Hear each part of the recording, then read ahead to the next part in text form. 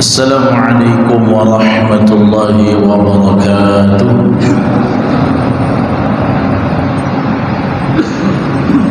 Alhamdulillah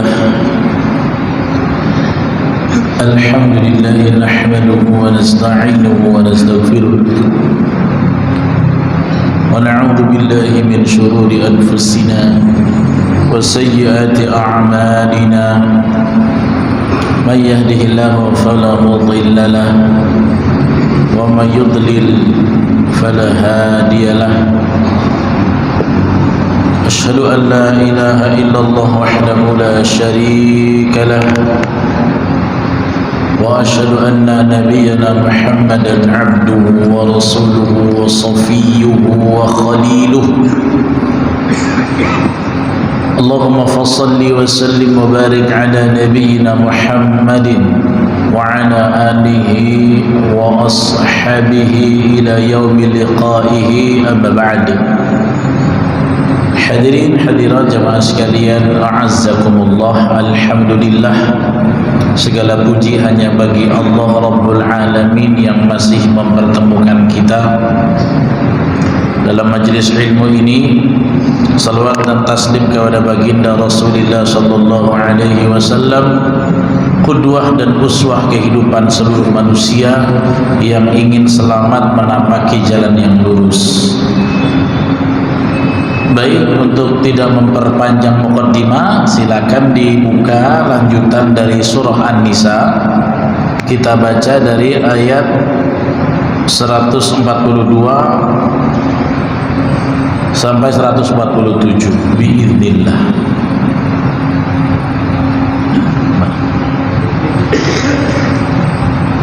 Kamu kenapa?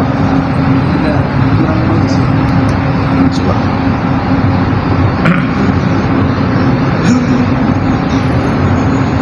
A'udzu billahi minasy syaithanir rajim.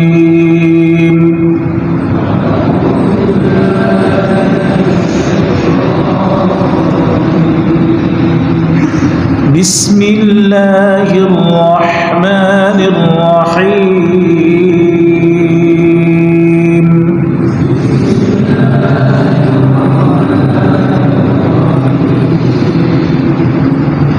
Innal munafiqina yukhadi'una Allaha wa huwa khadi'uhum wa idza qamu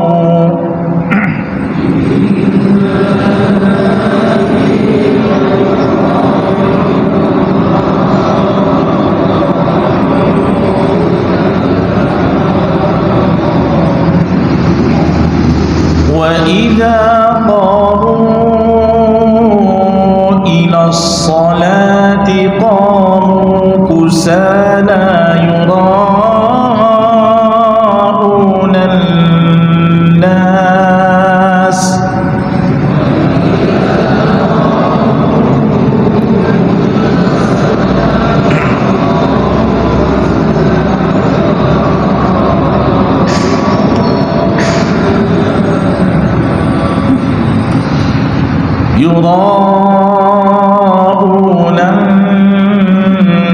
ولا يذكرون الله إلا قليلا.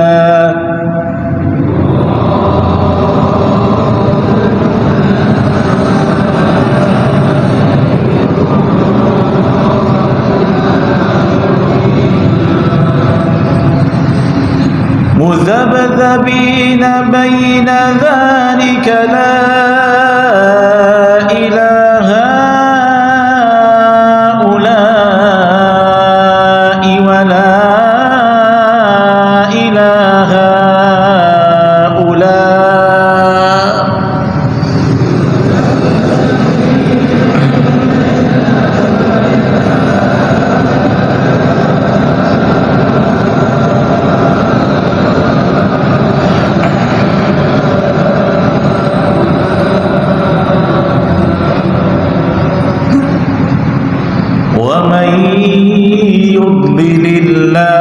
فلن تجد له سبيلا.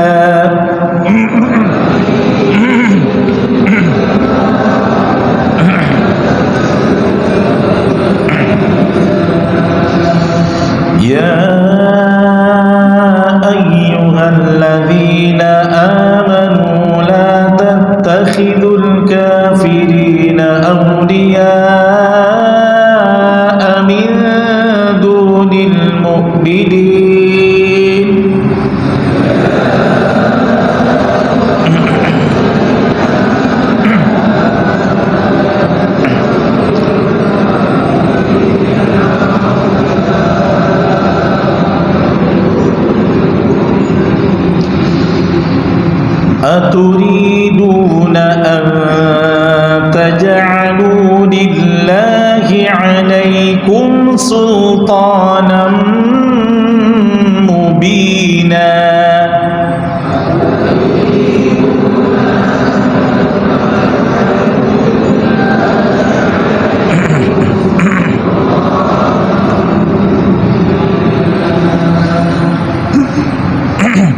إن المنافقين في الدرك الأسفل من النار ولن تجد لهم نصيرا.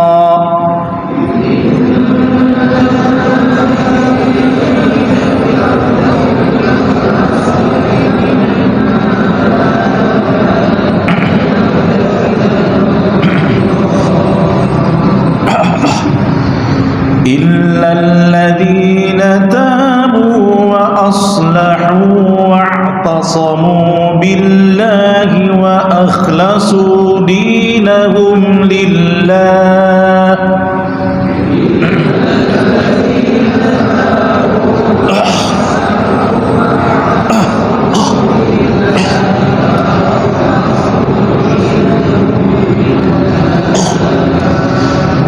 فأولئك مع المؤمنين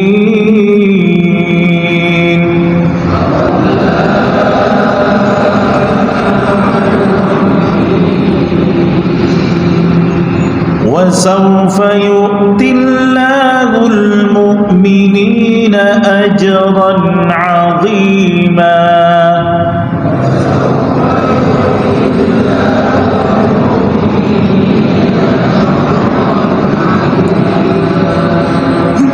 ما يفعل الله بعذابكم إن شكرتم وآمنتم.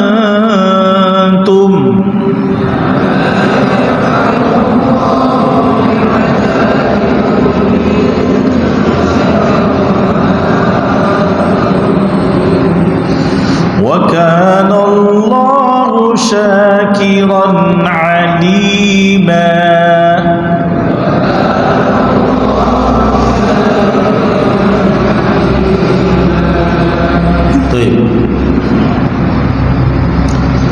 Kita sudah bahas 142 secara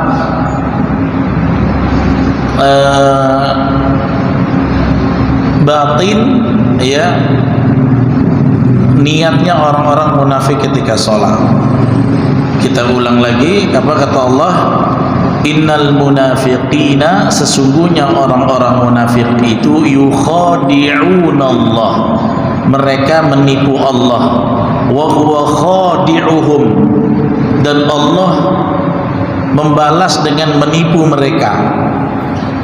Wa idza qamu ila sholati, dan jika mereka berdiri untuk sholat, qamu kusala, mereka berdiri dengan malas. Yura'unan nas, mereka ingin dilihat manusia. Wala yadhkurunallaha, dan tidaklah mereka mengingat Allah illa qalilan, kecuali sedikit. Ya. Nah, ini kemarin kita sudah jelaskan bahwasanya orang munafik ini ingin menipu semua zat, pokoknya Allah mau ditipu, manusia mau ditipu, Rasulullah mau ditipu, seluruh orang beriman mau ditipu. Oke lah, kalau mereka ingin menipu Rasulullah pun bisa, karena beliau kan manusia. Kalau tidak diberikan petunjuk wahyu, beliau mungkin juga tidak tahu hal-hal yang perkara yang gaib yang dijadikan rahasia oleh manusia. Walaupun kebanyakan Allah membimbing Rasulullah dengan informasi melalui Jibril. Nah, orang beriman bisa ditipu, bisa dikhadda', ya, yukhadi' dari kata khadda', ingin menipu. Tapi mereka ingin dengan ibadah pura-puranya ini menipu Allah. Pertanyaan kita kemarin, apakah Allah bisa ditipu? Mustahil. Ya. Bagaimana orang munafik ingin menipu Allah, ecek-ecek beribadah padahal tidak, sementara hati niatnya Allah tahu karena Allah yang menggenggam dan menciptakan. Oleh karena itu di ayat ini kan diejek. Dia mau yukhadi'unallah. Yukhadi'unallah pakai fi'il mudhari'. Artinya kan sedang atau akan. Mereka akan atau mereka sedang nipu Allah. Tapi balasannya apa? Wa huwa khadi'uhum, pakai fi'il madhi. Tapi Allah tipu mereka, sudah tipu mereka lebih dulu. Yukhadi' dibalas dengan ya khadi'uhum. Ya. Bahkan Allah sudah menipu mereka lebih dulu. Nah, bagaimana menipunya? Orang munafik kira amalan pura-puranya, amalan kamuflasenya nanti bisa dia panen di akhirat.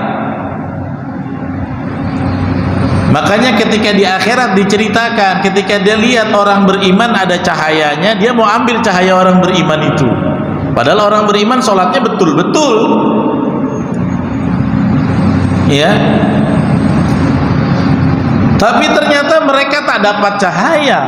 Macam mana mau mendapatkan natijah atau buah dari ibadah, sementara motifnya saja sudah keliru di awal?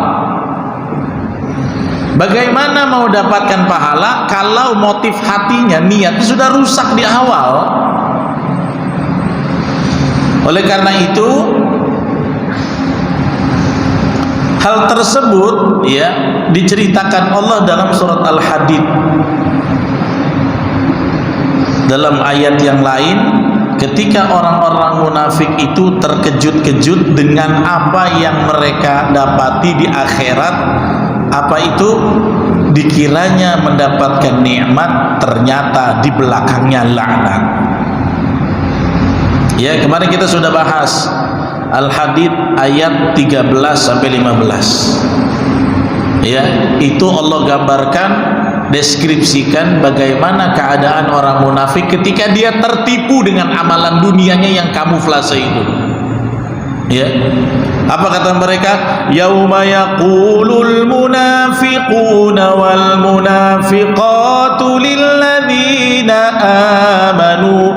Ketika orang munafik laki-laki dan munafik dari kalangan perempuan itu berkata kepada orang beriman, unzuruna naqtabis min nurikum, lihat kami akan ambil cahaya kalian orang beriman. Kenapa? Dulu kan kami ambil porsi kalian di dunia, kami pura-pura seperti kalian.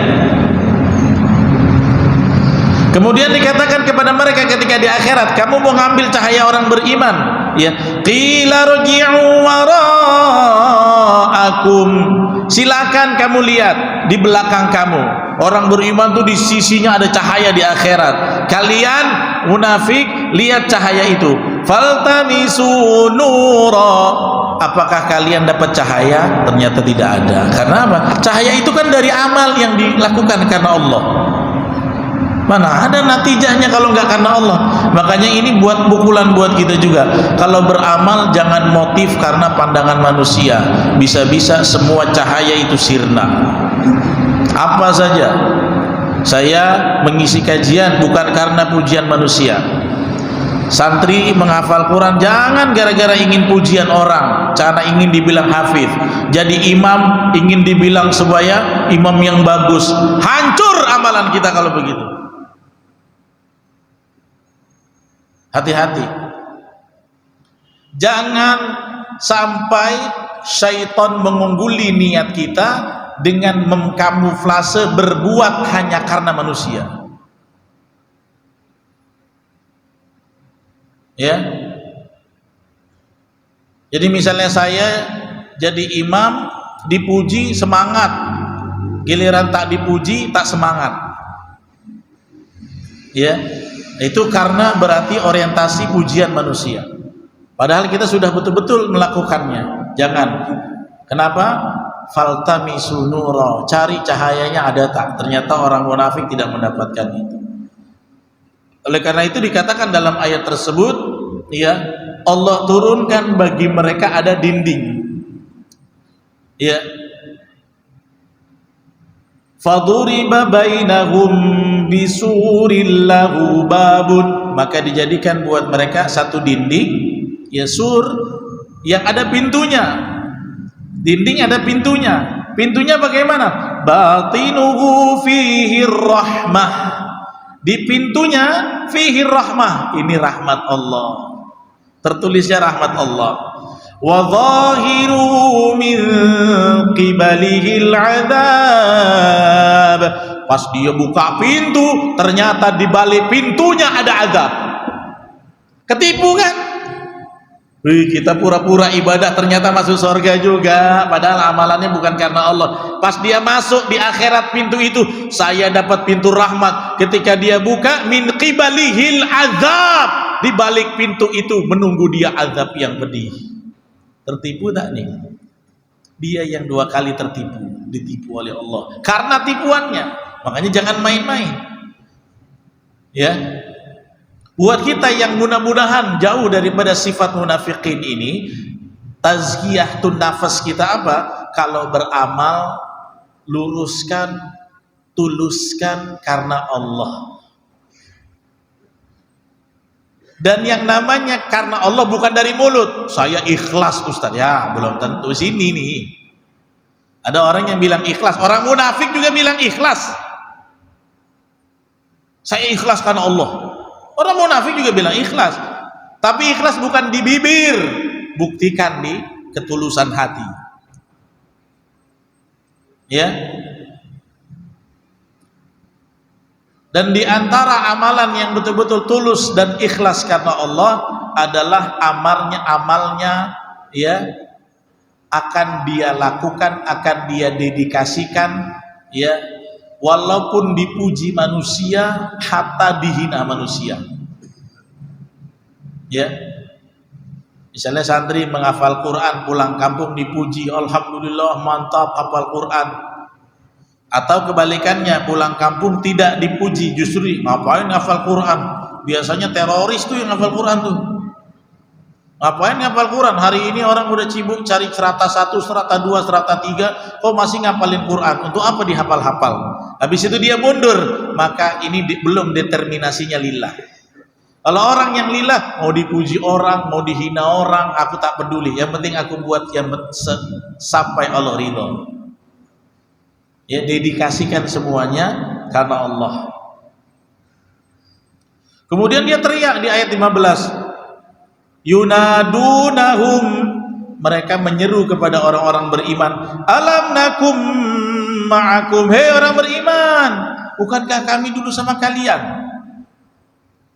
Kata orang beriman apa? Qalu bala, iya betul, kalian kan sama aku, sama kami. Walakinnakum fatantum anfusakum, tapi kalian membinasakan diri kalian sendiri. Wa tarabbastum, waktu kami berjuang kalian nunggu-nunggu hasil. Nah, ini kan orang beriman berjuang nih, misalnya nih Palestina nih sekarang lagi terjajah, lagi terzalimi. Kan kita lagi mulai mencium aroma kemenangan. Kemudian tiba-tiba ada orang yang bilang, ngapain ikut bela-bela Hamas? Mendingan kita di sini. Ya antum mungkin nggak pernah dengar, tapi saya pernah dengar. Ada orang yang bilang karena mungkin ya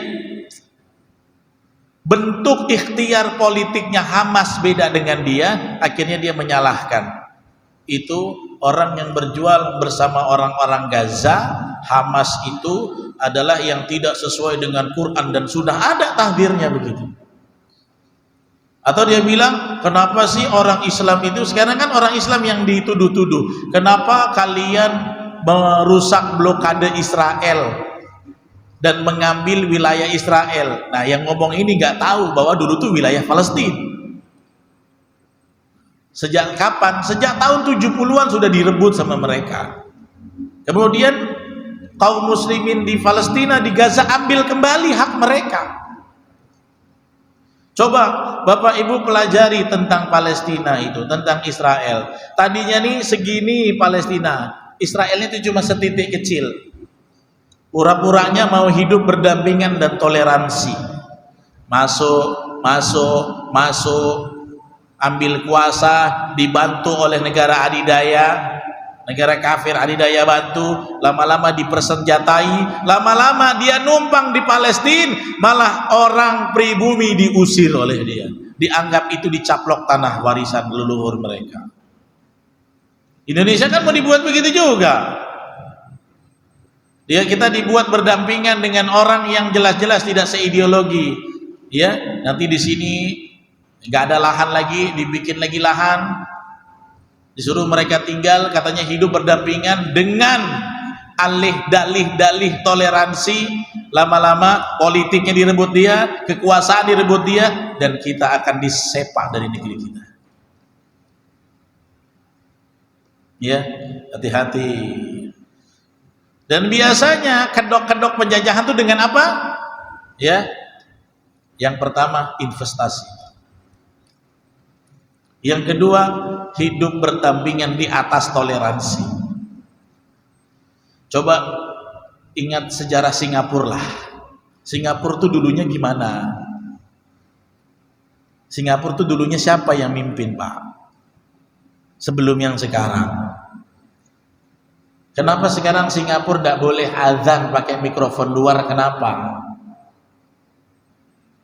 Kenapa kok ada terdeteksi ya bibit-bibit Islamofobia? Takut betul. Padahal dulu Singapura tuh rumpun Melayu, Pak. Ya, nah, kalau Singapura tuh telak-telak karena kita lengah secara politik, ya. Mereka pura-pura pakai peci kopiah kita, pura-pura bertoleransi, akhirnya ketika mereka sudah menang, mereka akan buka kedok-kedoknya dan menghabisi orang Islam. Ya, dan itu akan selalu terjadi. Oleh karena itu jangan sampai lengah. Ya, makanya disebut walakinnakum fatantum anfusakum. Ya, kalian memang sama kami dulu, kata orang beriman, tapi kalian membinasakan diri kalian sendiri. Wa tarabbastum, kalian menunggu-nunggu hasil saat kami sedang berjuang. Nah, berarti kalau kita nggak ikut berjuang, kita bisa kena sifat nifak. Kalau kita ingin buktikan kita beriman bukan orang munafik, kalau ada orang Islam sedang ikhtiar, ikut. Jangan cuma nunggu hasil.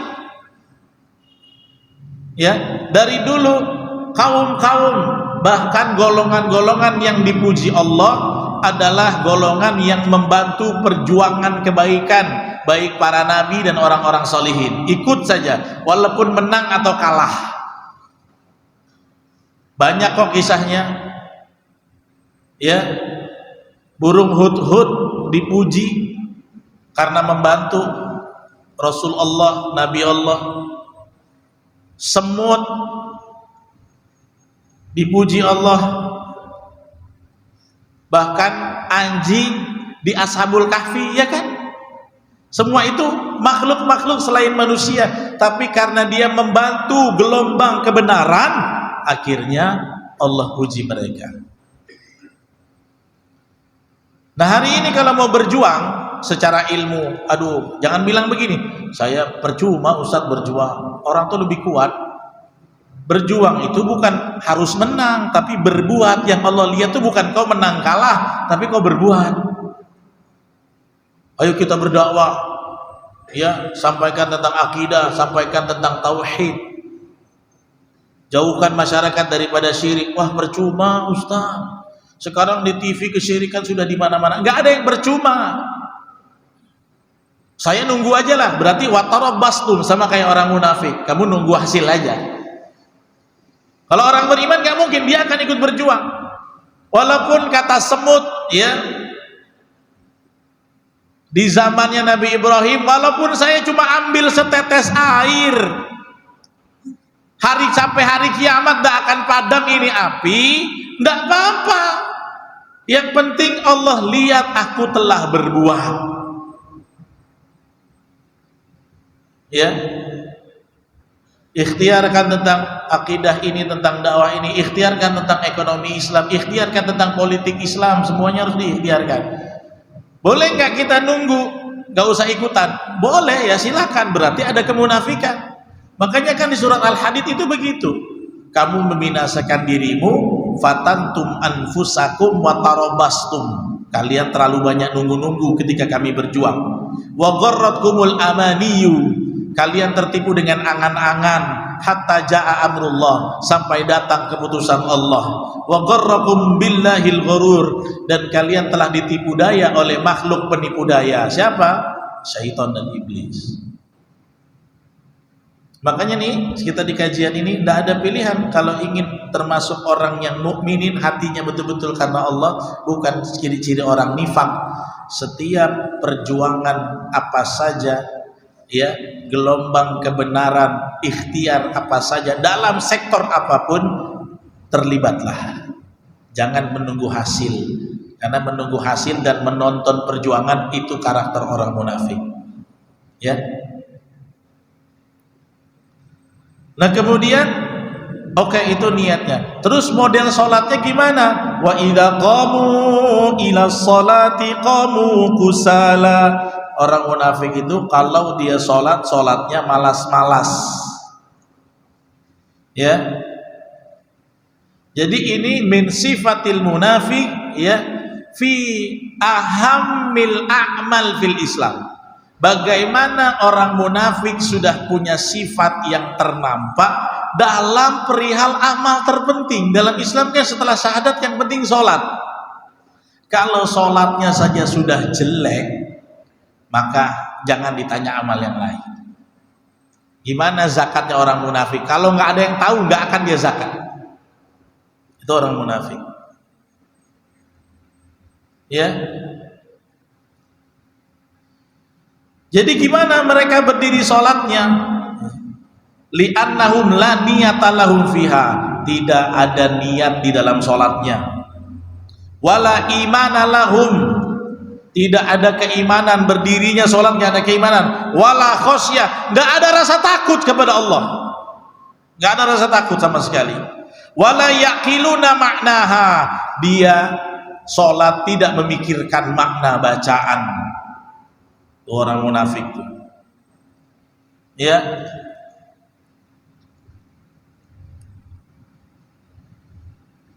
Makanya Rasulullah Shallallahu Alaihi Wasallam pernah kirimkan pertanda, ya, bahwasanya orang munafik itu, ya, kalau dia sholat, sholatnya itu malas-malasan. Lantas tiba-tiba Ibnu Abbas mengatakan makruh buat orang beriman ketika berdiri sholat, sholatnya malas-malasan. Makruh kata Ibnu Abbas. Gimana Allah? Berdirinya malas-malasan. Ya. Makruh kata Ibnu Abbas. Orang beriman gimana? Mantap. Sholatnya mantap. Ada nggak orang gitu?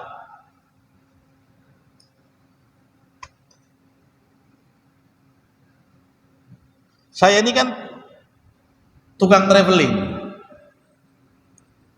Saya kemarin naik kapal Roro Jakarta ke Batam. Ini baru launching kemarin. Jadi nanti yang mau pulang kampung dari Batam bawa mobil ke Jakarta bisa 4,5 juta lah kurang lebih mobilnya. 2 hari di perjalanan. Sholatlah saya di musola kapal. Kemudian saya sholat, ada orang sholat pakai kaos udah busuk, pakai kain gitu kan. Saya sholat baru 1 rakaat, dia baru datang langsung 4 selesai, saya 1 pun belum selesai. Gimana ini sholatnya? Ya. Apalagi yang namanya tumakninah, baru sujud tap, lebih cepat lagi dari ayam mematuk-matuk. Mau ditegur, dia tak tahu kita, nanti diajak kelahi di atas kapal, jatuh pula ke laut. Gimana? Saya 1 rakaat, dia 4 rakaat plus selesai. Padahal saya sholat duluan. Ada orang yang begitu, dan ini saya lihat sangat mengkhawatirkan. Ya. Makanya kalau kita betul-betul orang yang ingin dihindari dari sifat munafik, sholat itu mantap, Allahu Akbar, mantap. jangan malas-malasan. Itu ciri-ciri orang yang munafik.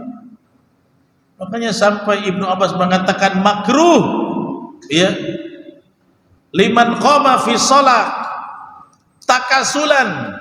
Kata Ibnu Abbas, makruh bagi orang beriman dia berdiri untuk sholatnya malas-malasan. Kenapa sampai beliau mengatakan, ya, makruh? Karena seharusnya orang beriman itu, ya, yaqumu ilaiha talqal wajh. Dia harusnya menghadap Allah, memuji zat yang menciptakan dia.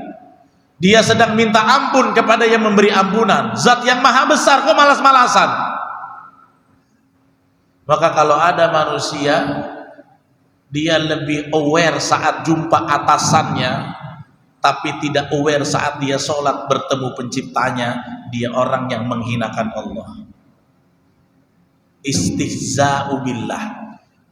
Coba bayangin, dia ketemu atasan rapi, batu aja ditahan. Baik Pak, siap Pak, saya kerjakan.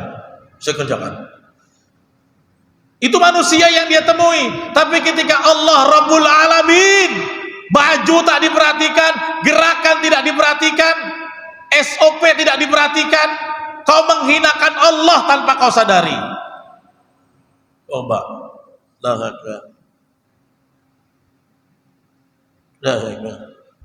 gak ada orang beriman sholat begitu. Mantap orang beriman itu. Allahu Akbar.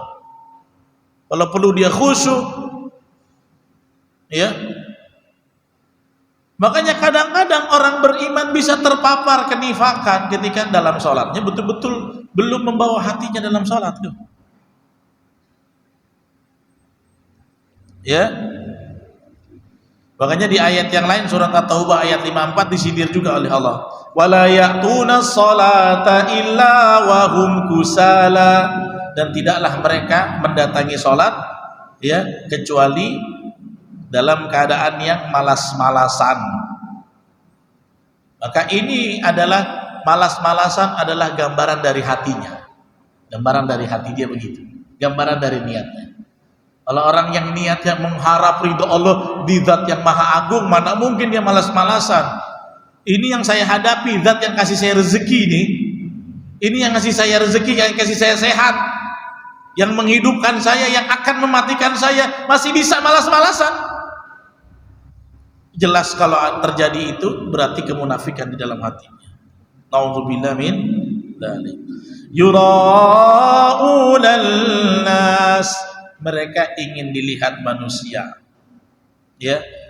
Kenapa orang munafik sholatnya ingin dilihat manusia? Sebagai tameng, ketaatan, kepura-puraan agar tidak terdeteksi kamuflasenya. Makanya semua ibadah yang dia lakukan harus dilihat manusia. Kalau ada ibadah yang tidak ternampak, mendingan tak usah. Mereka bilang begitu. Makanya kata Rasulullah apa? Athqalus shalah 'alal munafikin salatul isya wa salatul fajri. Salat yang paling berat buat orang munafik adalah salat isya dan salat subuh. Kenapa? Dua salat itu tak nampak. Waktu itu nggak kayak kita, Pak, terang gelap. Jadi orang munafik dan antek-anteknya bilang, "Enggak usah lah kita pergi. Muhammad tak tahu.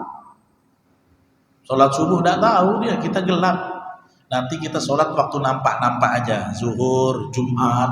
Jumat tuh wajib tuh datang." Makanya Nabi akan melihat siapakah pejuang sejati, orang beriman sejati, di antaranya di sholat-sholat berat tadi, di sholat subuh. Saya pernah kasih masukan, satu pengurus masjid ingin memilih pengurus, ngeluhnya begini. Waktu dibentuk pengurus masjid, waktu pemilihan mukanya muncul, padahal sholat tak pernah muncul. Ada nggak model-model begini, Pak? Waduh, ini buka dulu topengmu nih. Pas pemilihan muncul, hari-hari sholat gak pernah muncul. Akhirnya, dibikin semua mau jadi pengurus, gemuk pengurusnya. Tapi ketika ada ceramah, ada pengajian, orangnya yang hadir dari pengurus saja tak sampai, coba apalagi jamaah. Pengurusnya 35 orang, pengajian cuma 20 orang. Gak usah ngomong jamaah, pengurusnya mana? Minimalkan pengurus ini yang memakmurkan, paling pertama ditanya di hari kiamat. Kalau rapat susahnya bukan main, karena gak pernah ke masjid. Akhirnya, terus gimana usaha caranya? Kalau mau gampang, carilah pengurus dari orang yang setiap hari sholat subuh di masjid. Itu paling enak. Akhirnya masjid itu setiap rapat habis subuh, pasti orangnya aktif. Betul tidak? Orang yang kalau mau lihat jamaah asli masjid kita ini, subuh itu jamaah asli. Nah itulah ambil jadi DKM yang mau berjuang sama-sama. Saya berapa kali dapat pengajuan orang nih untuk jadi ketua masjid aja curang banyak kok Pak, banyak yang curang. Ya, tiba-tiba ada ketua masjid di mana saya ngisi pengajian, Ustaz doakan ya mau ada pemilihan ketua. Iya. Terus di foto, itu kok rame Pak? Iya itu ada 3 calon. Waktu saya pengajian nggak pernah nampak muka-muka itu Pak, nggak pernah memang. Tapi pas pemilihan datang dia bawa masyarakat yang nggak pernah nampak juga. Itu banyak yang ngadu sama saya begitu banyak Pak. Ini rumah Allah, engkau akan disidang lebih berat ketika mengurus ini tak betul. Dan itu terjadi. Ya. Nah orang-orang munafik seperti itu, dia tidak akan muncul dalam perhelatan ibadah yang tidak nampak. Dia hanya mau ketika ibadah itu nampak. Wala yadhkurunallaha illa qalila, dan dia tidak mengingat Allah kecuali sedikit. Ya, berarti kalau mengingat Allah masih ada walaupun sedikit, itu masih ada kenifakan, kemunafikan, kepura-puraan di dalam hati kita. Ya. Kata Imam Ibnu Katsir, mereka tidak mengingat Allah kecuali sedikit. Maksudnya apa? Ya, fi salatihim wala khashi', tidak ada kekhusyuan, wala ya'qil wala ya'lam ma yaqul. Dia tidak pikirkan, dia tidak paham apa yang diucapkannya. Bahkan kadang dalam salatnya dia bermain-main dan berpaling otaknya kemana-mana, mikirin yang lain, karena dia tidak di situ sebenarnya, hatinya tidak di situ Pak, hatinya mencar kemana-mana. Ya, apa yang menyebabkan mereka begitu? Orang munafik. Makanya di ayat berikutnya apa? Mudzabdzabina baina dzalik. Mudzabdzabin ini artinya muhayyirin, mereka kebingungan. Mudzabdzab itu syak artinya. Ya, di ayat 143 ya. Mudzabdzabina baina dzalik, mereka kebingungan di antara yang demikian itu. Maksudnya kebingungan di mana orang munafik? La ilaha ula, mereka tidak sama gerombolan orang beriman. Wala ilaha ula, tidak juga sama orang kafir. Jadi baina-baina di tengah-tengah. Bingung kan? Nah, tapi hukumnya dalam Islam, kalau orang yang tidak menentukan posisi dalam gelombang atau barisan orang beriman, tidak juga dalam barisan orang kafir, jatuhnya kemana? Jatuhnya ke neraka. Gak ada pilihan, saya di tengah aja, ya Allah, tidak perlu surga, tidak perlu neraka, berawang-awang, gak ada, dicabut juga ke neraka. Mudzabdzabina baina dzalik, mereka bingung di antara kedua yang demikian itu. La ilaha ula, mereka tidak bersama mereka orang beriman, juga tidak bersama mereka orang-orang kafir. Ya, itu yang menjadi penyakit buat mereka. Kemudian apa kata Allah?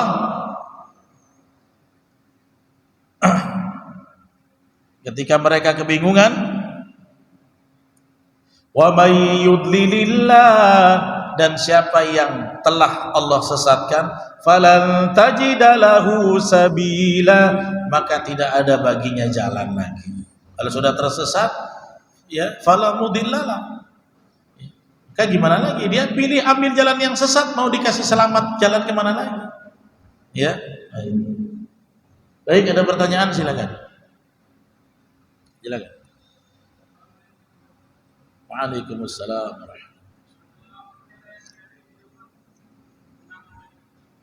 Kalau di Al-Quran cuma sholat subuh sama sholat isya. Terus makanya bagaimana kalau orang yang sholatnya cuma hari raya ya? Itu yang pertama. Yang kedua ini masalah pasti. Itu saya pernah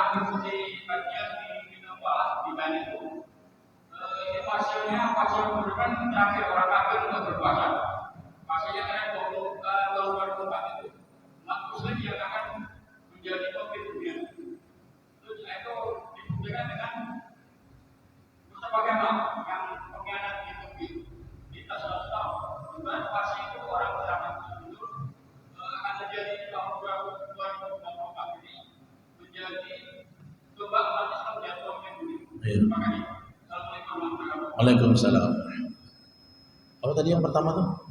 Masalah 110 orang munafik itu Iya. saja. Iya. Orang sama teman sholatnya sama dulu apa semua sholat dari raya Baik. Indonesia termasuk yang mana? Iya. Orang munafik itu sholatnya kan pura-pura tipuan. Nah kalau orang yang cuma sholat hari raya ini seorang fasik namanya. Orang fasik. Fasik ini dalam secara bahasa artinya fuwaisik, keluar dari rel. Fasik. Orang fasik lebih besar jatahnya neraka. Ya, sama seperti orang mujrimin. Kenapa disebut dengan mujrim? Karena dosanya lebih dominan daripada pahalanya. Kalau dia masih punya iman dan tidak pernah syirik, dia akan tetap ke surga, tapi dibakar hangus dulu ratusan tahun dengan hisab dari sholat yang dia tinggalkan. Terus mana yang lebih buruk? Lebih buruk orang munafik sebenarnya, karena orang munafik itu niatnya salah. Kalau orang fasik ini dia takasulan, malas karena tak bisa lawan hawa nafsu. Itu saja. Nah, ketika orang yang fasik ini diberikan nasihat, dimotivasi, didakwahi, dia bisa jadi betul. Tapi orang munafik yang betul disembunyikan dia. Makanya nanti di ayat berikutnya mereka akan berada di kerak paling terbawah daripada api neraka. Nah, kemudian tentang dia fase akhir zaman, kalau bisa Pak, jangan menyebut tahun. Nanti kita terjebak dengan beberapa ustadz dan dai-dai yang menyebut tahun ini akan terjadi tumbangnya Israel, tahun sekian. Gak usah, kita yakini itu ada di akhir zaman, sudah dekat, tapi tanpa menyebutkan tentang tahun, karena Rasulullah tidak pernah menyebutkan tahun, hanya menyebutkan min alamatihi, tanda dan cirinya. Kenapa kita jangan bilang tahun? Kalau kita cocok logi namanya, ini hadis akan terjadi tahun ini, ternyata meleset. Nanti orang awam akan mendiskreditkan hadis. Tuh kan, hadis Nabi tak bisa dipegang.